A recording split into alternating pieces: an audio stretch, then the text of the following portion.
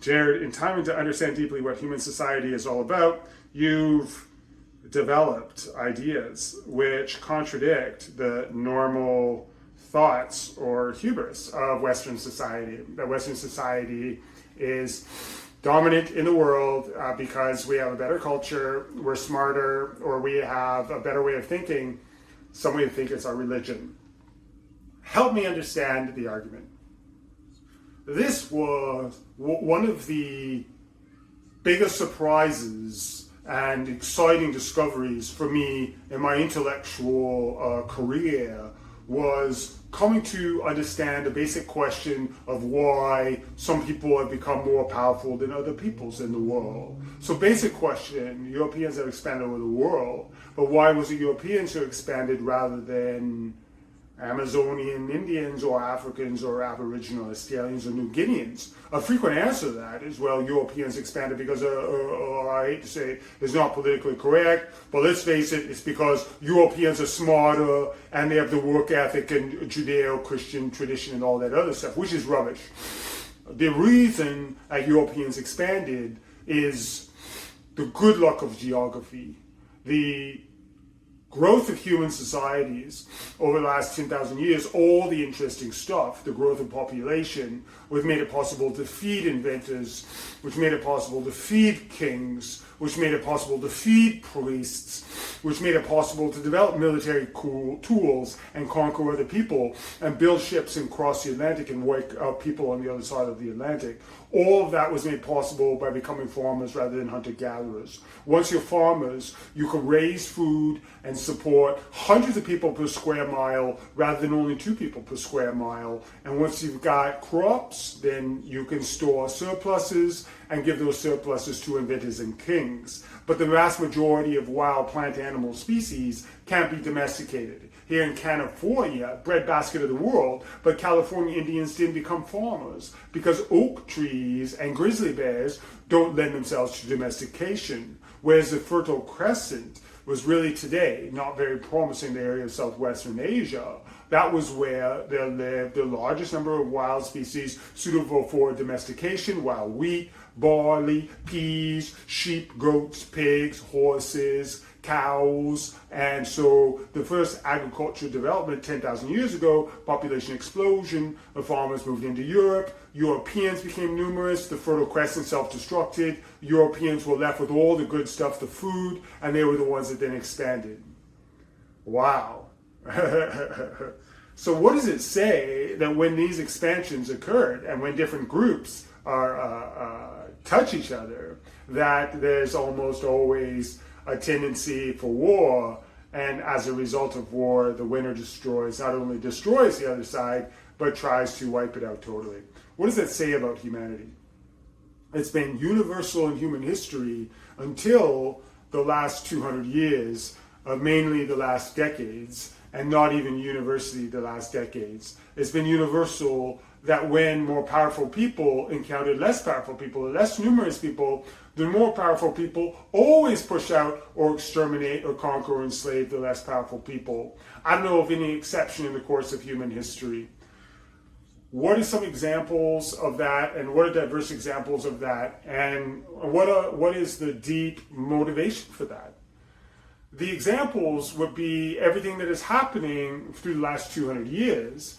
The most familiar example are Europeans expanding to the New World. They make nice with Americans. No, they pushed them out and they killed them and they affected them and they took over the New World. Similarly, when Europeans came to Australia, they did not have nice conversations with Aborigines, but they gave them infected blankets and they killed them and pushed them out. When Europeans came to Africa, they tried to conquer Africa.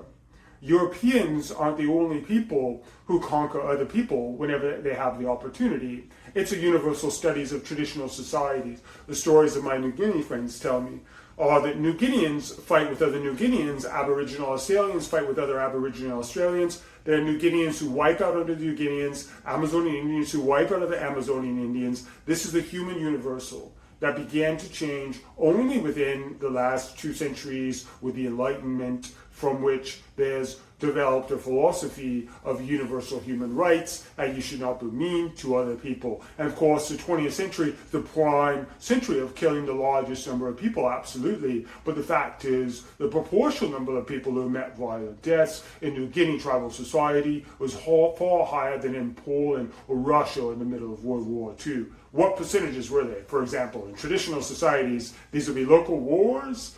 How many people in those local wars on each side? I mean, hundreds, thousands? Oh, the whole society, the tribal society, maybe 1,000 or 2,000 people. But among those 1,000, 2,000 people, there are 10% of them soldiers and 90% of them everybody else. Every man, bold or young, the 6-year-old kids are shooting arrows at each other, and the women are carrying food for the warriors. And when one New Guinea society succeeds in surrounding another New Guinea society, they'll massacre everybody. They'll only keep the women, women of childbearing age to reproduce with them, and some of the children may rear the other children. So this is a universal that's changed only in the last century or two. You studied so many interesting societies in your career, and you live in an interesting society yourself. That's disturb you when you see that universal quality of human beings to kill, to wipe out, massacre, and enact genocide in other people? Yes and no. I grew up in World War II, so it's not that war was a discovery for me. What I did learn was the frequency of not just war, but of genocide, of people wiping out other people. Again, growing up in World War II, I came to think of the Holocaust and Nazi killings as being unique. The Nazi killings, they're not unique. Yes, they had high-powered technology and they got a very high body count, but low technology in New Guinea achieved complete genocides, which the Nazis had not achieved. And of all the things I've written about, the most upsetting stuff that I've ever wrote was a chapter in my first book, The Third Chimpanzee, about, even as I think about it, it's hard for me to stop, to hold myself back from breaking out and crying when I think of the awful stuff that was really sad and routine throughout history, and now we're told it's not nice, such as trying to kill everybody on the other side, and doing it often with horrible torture, that you don't take prisoners. Of course you don't take prisoners, you kill them. You kill them in ways that are both related, because some of those ways in such horrible ways. But nowadays, it's only 150 years that we have Geneva Conventions, which say that prisoners have rights and that civilians have rights, and that you can kill soldiers, but you should not kill civilians. That's all new in New Guinea and in the Amazon and throughout world history. It's utterly ridiculous. Of course we're going to kill those things. Do you despair for humanity? No, I regard it as up for grabs what's going to happen to humanity. Actually, this is an area where one can be hopeful. Nowadays, there are protests against genocide. It's considered not nice. It's considered that the universal human rights, so for example, in New Guinea, when the Australians came back into Harlem, New Guinea after World War II, it was no longer considered appropriate to drive New Guineans off their land and to wipe them out. The Australians in New Guinea made them the first colonial power in history that refrained from taking